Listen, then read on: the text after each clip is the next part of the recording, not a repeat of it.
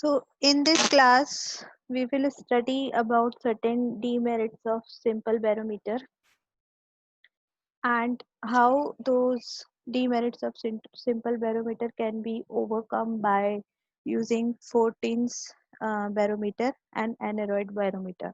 Okay, so what is the biggest problem with simple barometer? That it is not portable at all. If you see the structure of simple barometer, then it is made up of an open trough fill up of mercury, then a tube without any protection. It is kept inverted on the surface of trough mercury trough, and then there is no, we cannot fix any scale to see the readings. So here are certain demerits of simple barometer, like there is no protection for the glass tube. The surface of mercury in the trough is open, therefore there are chances that impurities may fall in and get mixed with the mercury of the trough. Then it is inconvenient to move barometer from one place to another.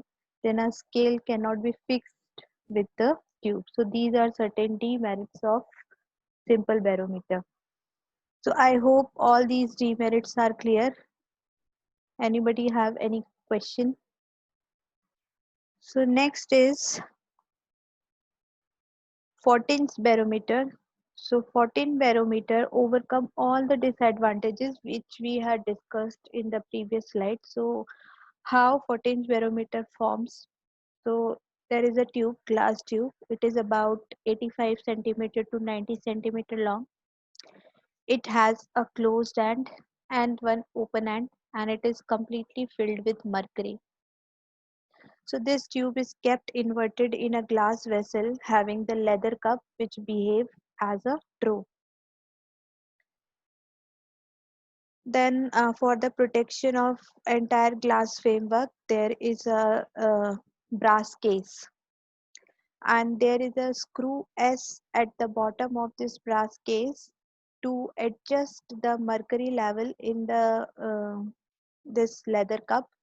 We can adjust the leather cup so as we can adjust the level of mercury in this leather cup. Then there is a main scale graduated in millimeters with the brass case. Then this is an ivory pointer. This ivory pointer represents 0. The point of this ivory pointer represents 0 mark. Then there is a vernier scales for correct readings,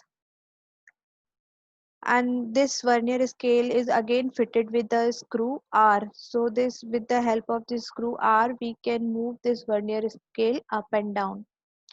Then to note the temperature, this brass case is it contains thermometer also. So this is about the entire structure of 14th barometer. Are you clear how 14th barometer is constructed? Everybody clear about this?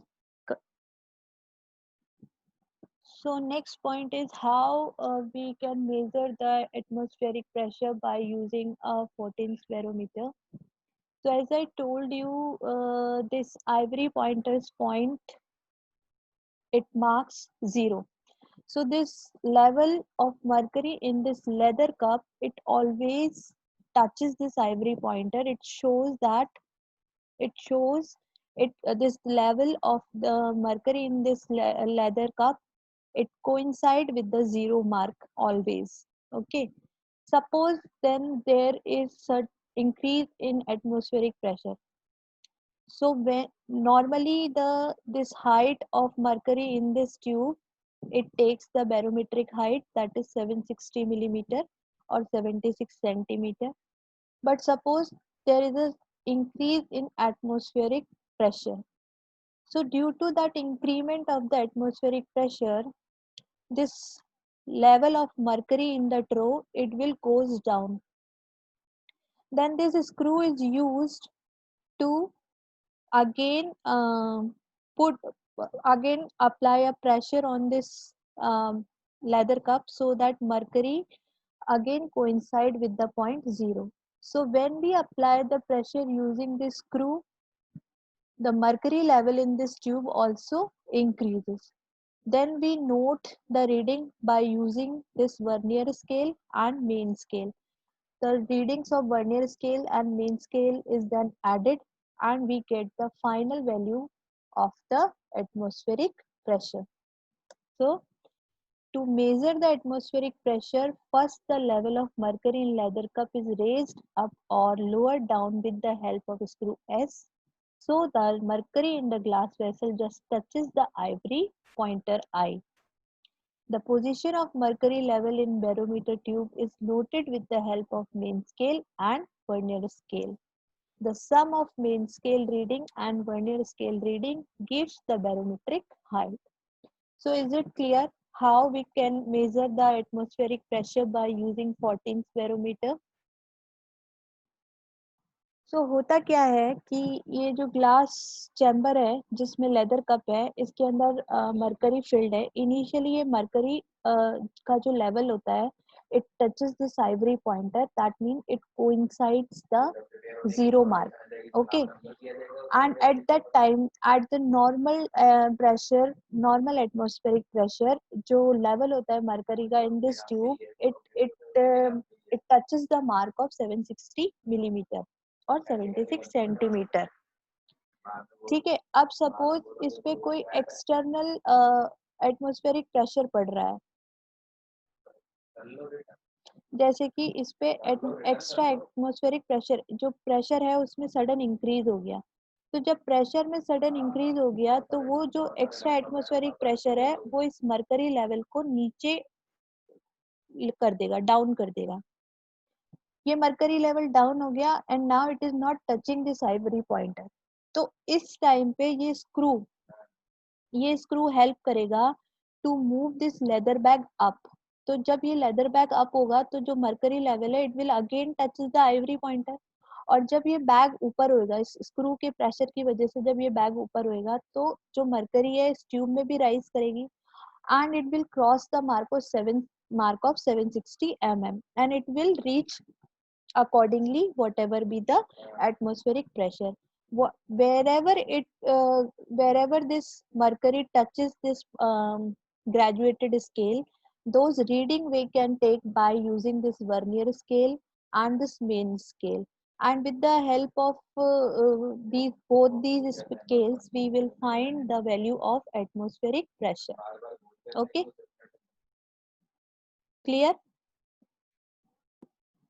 next point है aneroid barometer aneroid barometer it contains no liquid and since it contains no liquid so it is easily portable there is no danger of breaking or anything else so how aneroid barometer constructed so there is a metallic box and the name of metallic box is B and the upper surface of this metallic box is made up of a diaphragm D which has a springy top which can easily move up and down. Then this springy top is attached with a toothed rod L जिसका एक end toothed होता है and this rod L is fitted with a wheel S and this wheel S is attached with the pointer P. Then there is a circular scale graduated initially calibrated with the standard barometer. Initially इसमें we set the atmospheric pressure according to the standard barometer. Now how does it works?